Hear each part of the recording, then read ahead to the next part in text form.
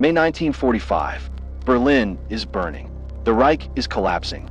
And in a concrete bunker beneath the Chancellery, Adolf Hitler puts a gun to his head and pulls the trigger. But he doesn't die alone. Next to him lies a woman, Eva Braun. She's just bitten into a cyanide capsule. A few seconds of convulsion, then silence. Their bodies are carried outside, doused with gasoline and set on fire. Flames rise high, then settle into ash. Here's what most people know. Hitler married Eva Braun just one day before they died together. A wedding in hell, the final act of a dictator. But here's what they don't tell you. Eva Braun wasn't just his wife for one day. She was by his side for 12 years. 12 years of living in his shadow, supporting his decisions, witnessing his crimes. And she didn't just stand there silently. She encouraged him, pushed him. Some historians believe she reinforced his most deranged beliefs about racial purity and the Jewish question. She wasn't a victim. She was a believer. And here's the truly disturbing part.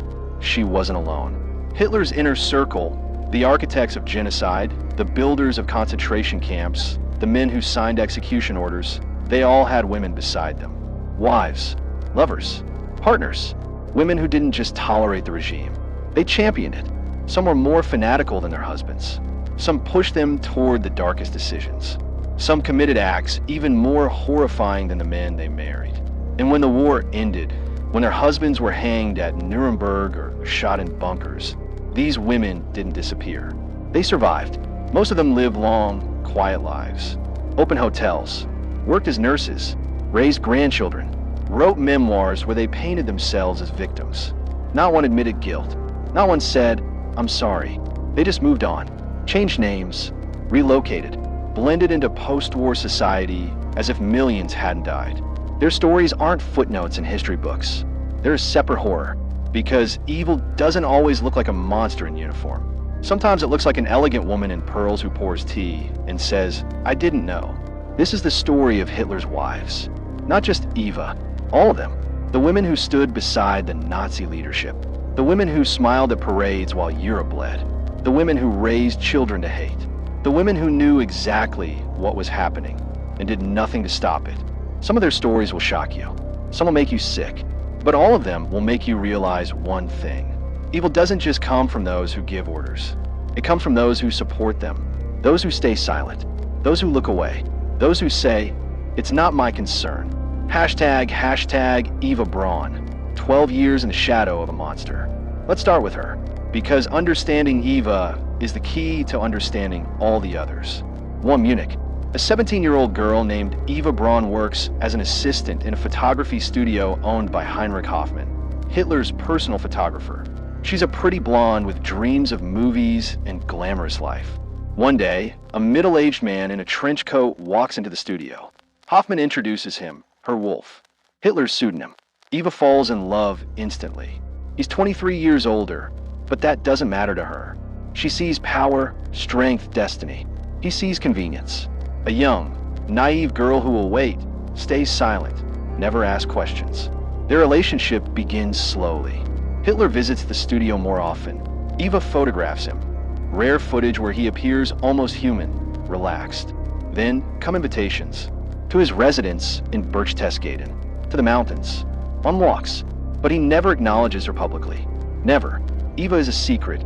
When he speaks to crowds, when he meets foreign leaders, when he appears in newspapers, she's not there. She sits in a separate room, waits, hopes. 1. Eva tries to shoot herself. A bullet to the neck, but it misses vital organs. She survives. Hitler visits her in the hospital, brings flowers, promises more attention. Nothing changes. 1. Second attempt. Sleeping pills. Overdose. They find her in time, pump her stomach. Again, hospital. Again, Hitler at her bedside. Again, promises. This time he buys her silence with a villa in Munich and a steady salary. Eva accepts, because for her, life without him isn't life at all. The next 10 years, she lives in a golden cage, resides in Berchtesgaden at the Berghof residence, films home movies, color footage, rare for that time. In these frames, Hitler feeds his German Shepherd Blondie, eats cake, laughs at jokes. Eva's always there, in couture dresses with perfect Hollywood-style hair. She plays the hostess, though officially she isn't one. But when important guests arrive, they hide her. When foreign leaders come for dinner, Eva eats in her room. She's invisible, a ghost, a woman without a name. And around her, hell unfolds. 1939, war begins. 1941, invasion of the Soviet Union. 1942, Wannsee Conference, where they plan the extermination of Jews. Does Eva know about all this? Hard to say definitively. She doesn't participate in political discussions, but she sees who comes to the house, hears conversations, reads newspapers, and says nothing, because her world is him. Only him.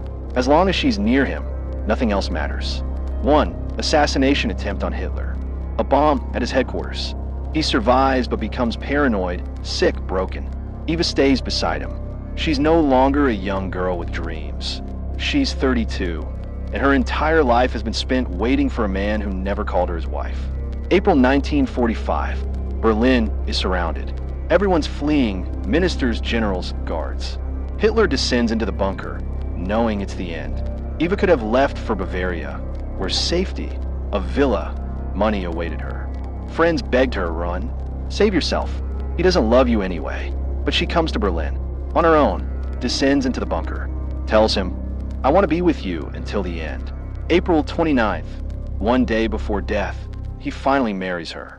A tiny ceremony, a few witnesses, a curtain instead of an altar, artillery thunder instead of music. Eva signs the document, starts to write Braun, crosses it out, writes Hitler. She waited 12 years for this. Got it for 24 hours. The next day, they take cyanide. Eva lies on the sofa next to him, bites the capsule. A few seconds, and it's over. Their bodies are carried outside, doused with gasoline, set on fire. Flames rise high, then settle to ash.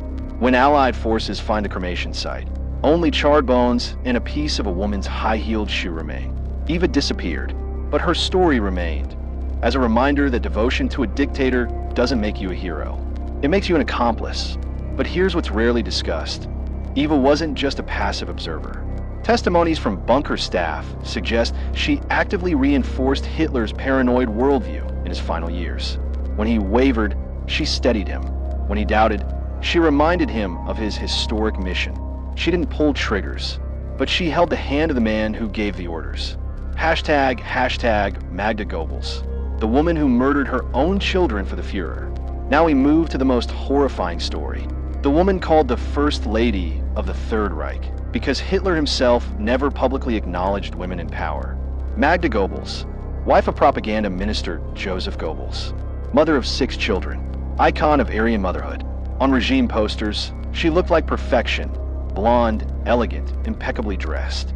Beside her, 6 children, all with names starting with H. Helga, Hilda, Helmut, Hold, Hedda, Heidi. In honor of Hitler. She didn't name them that by accident. For her, the Fuhrer wasn't just a leader. He was a god. Magda met Hitler before she met her husband. 1930.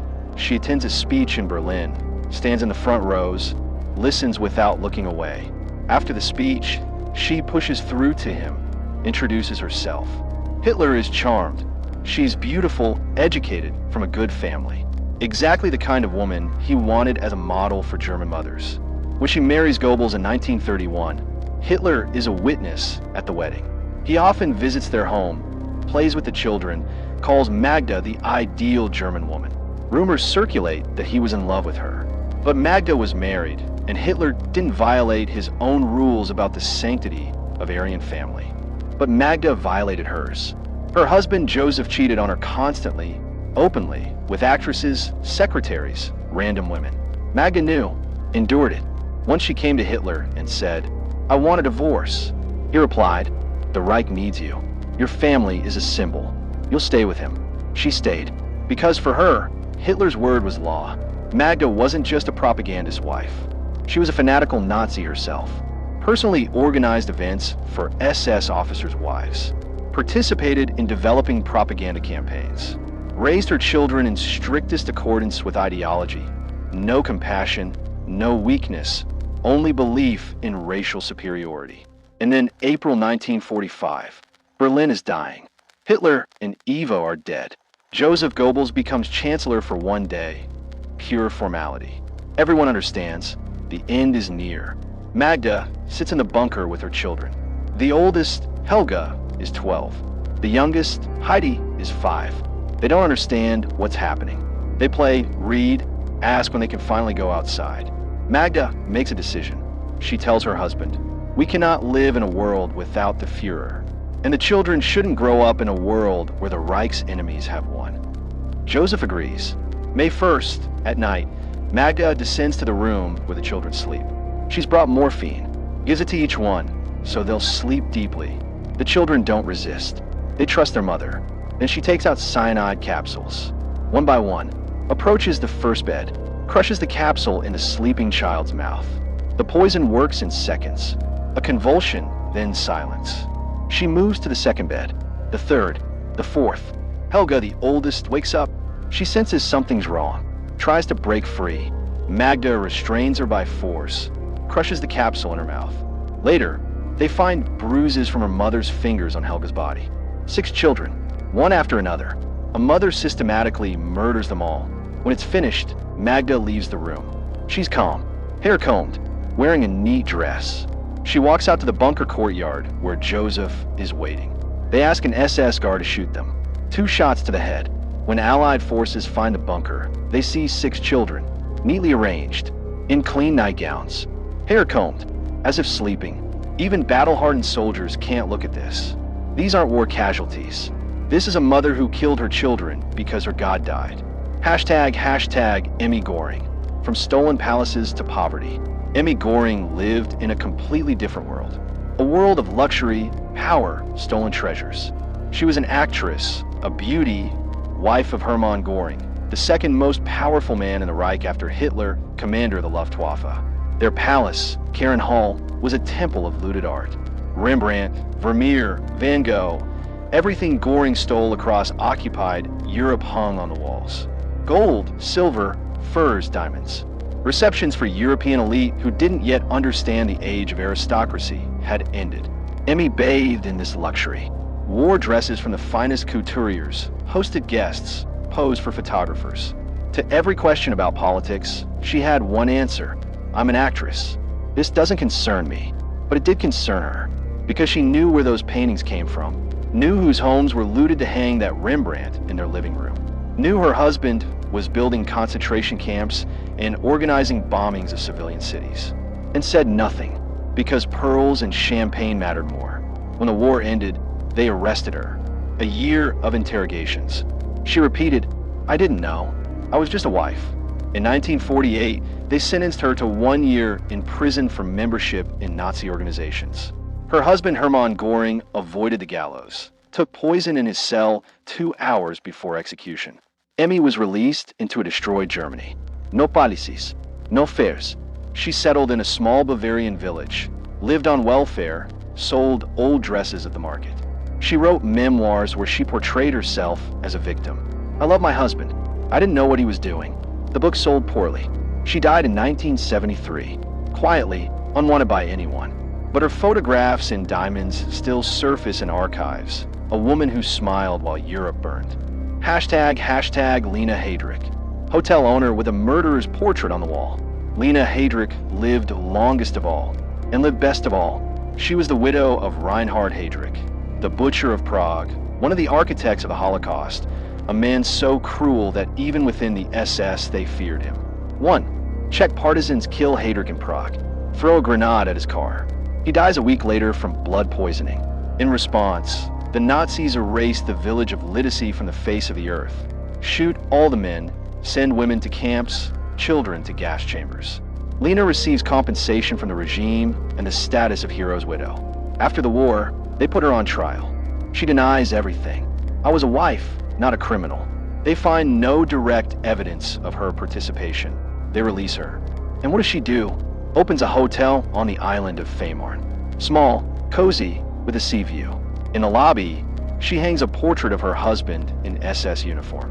Tourists come, have dinner, not knowing who this person is in the photograph. In interviews from the 1970s, she says, "My husband served Germany. He was a patriot." Not a word of remorse, not a hint of regret. She dies in 1985, surrounded by grandchildren, in her own bed. Her memoirs are still republished in far-right circles. Hashtag Margaret Himmler, a nurse after hell.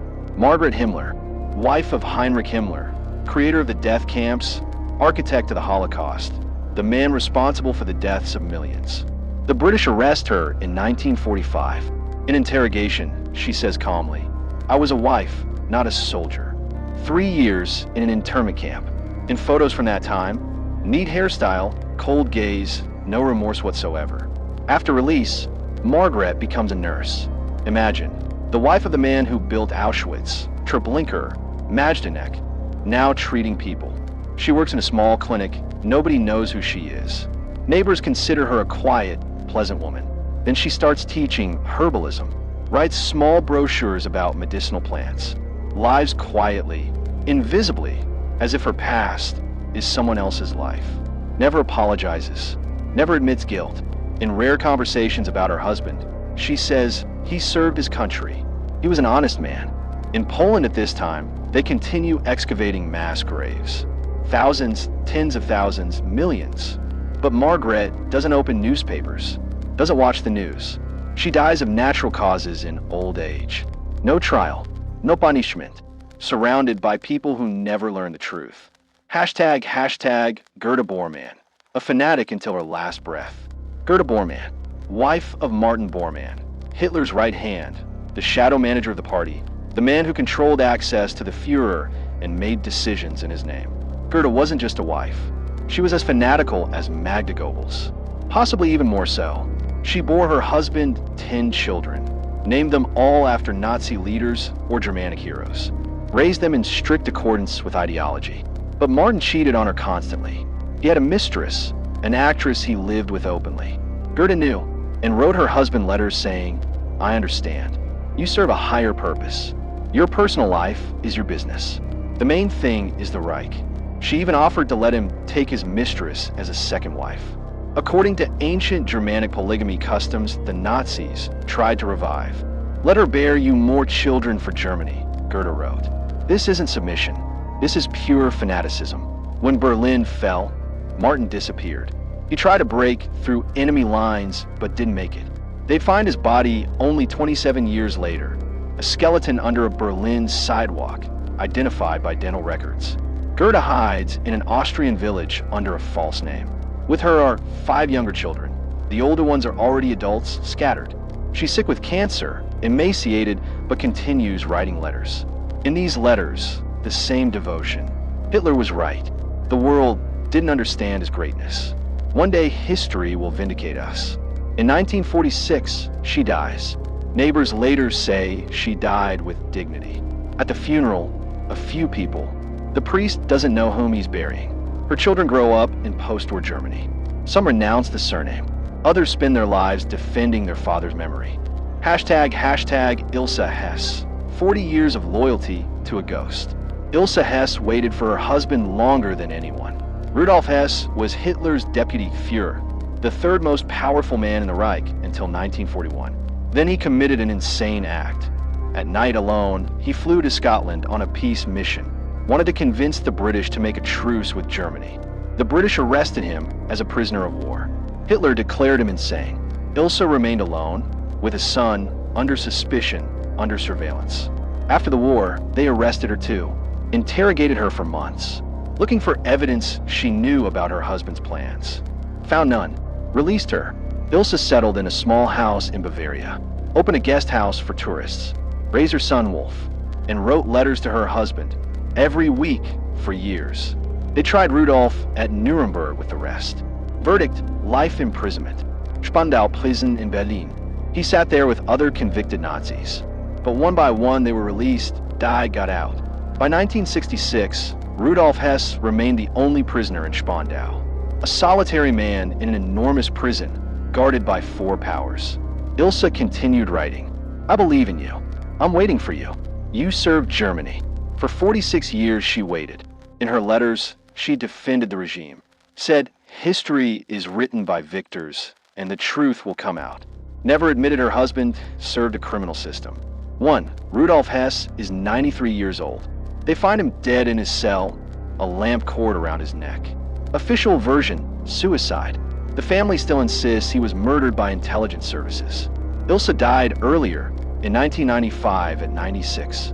She never lived to see his release. But until her last day, she believed he was a hero. Hashtag Gretel Braun, a sister in the shadow of tragedy. Gretel Braun, Eva's younger sister. Her story is quiet, almost invisible, but no less disturbing for that. Gretel was married to SS officer Hermann Fegelein, Himmler's liaison officer at Hitler's headquarters. Handsome, ambitious, unprincipled, he married her to be closer to the Führer through his connection to Eva. April 1945, Berlin is surrounded. Fegelein understands. The end is near. He tries to flee, leaves the bunker, changes into civilian clothes, tries to escape the city. They catch him, bring him back to the bunker. Hitler ist furious. Desertion in the final days, unforgivable, especially from someone connected to the Führer's family. They execute Fegelein in the Chancellery courtyard.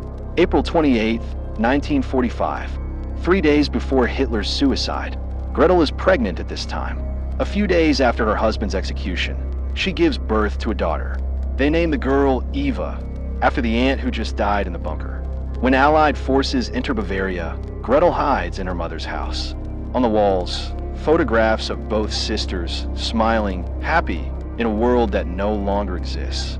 After the war, Gretel works as a seamstress, lives quietly, invisibly, never speaks about her sister, never mentions Hitler's name, changes her surname, moves, disappears. Her daughter grows up not knowing the truth, only learns from books when she becomes a teenager. My aunt was Hitler's wife. They shot my father on his orders. Gretel dies in old age, taking with her memories she never shared. Hashtag what unites them all. Look at these stories. Different women, different fates, but one thing in common. Not one admitted guilt. Not one said, "We were wrong. Forgive us." In interrogations, in memoirs, in rare interviews, the same thing. I was a wife, not a criminal. I didn't know. I didn't participate. I loved my husband. But they knew. They all knew.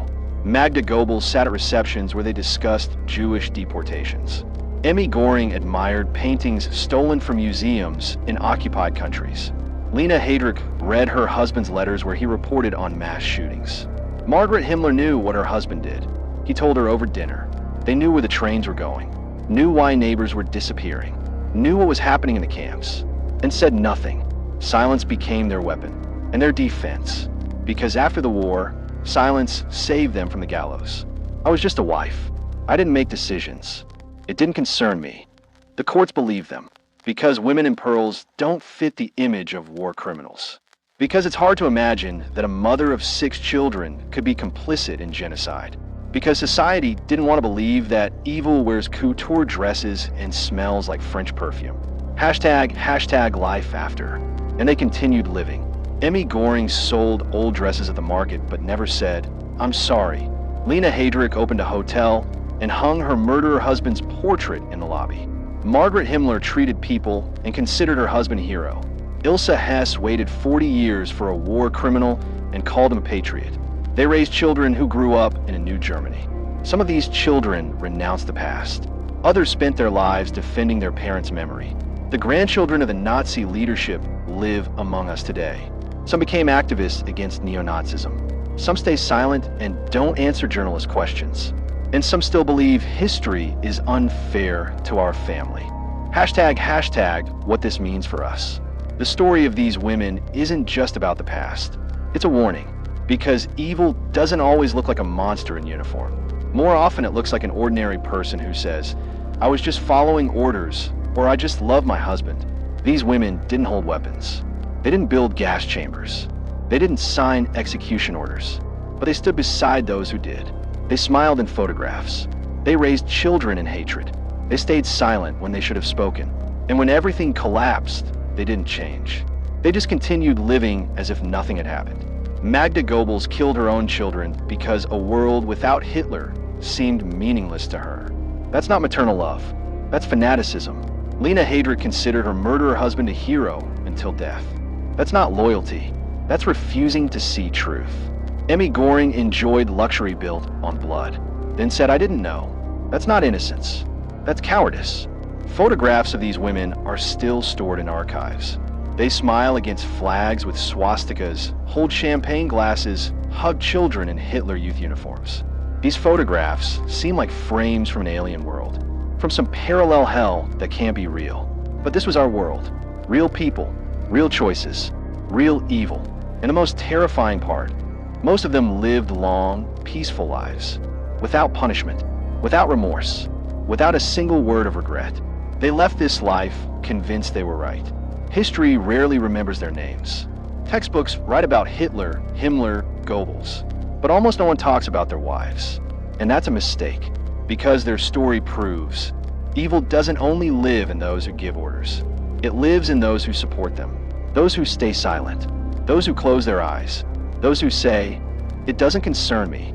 When Berlin fell in May 1945, bodies remained in underground bunkers. But so did illusions of love, loyalty, greatness. These women thought they were serving the future, but they only served death. And when the flames died down, when the ash settled, they simply left, melted into the crowd, changed names, started over, as if millions of dead were someone else's story, as if their hands were clean. But hands are never clean when you stand next to a killer and say nothing. That's the main lesson of their stories. Evil doesn't win when monsters come to power. Evil wins when ordinary people decide it doesn't concern them.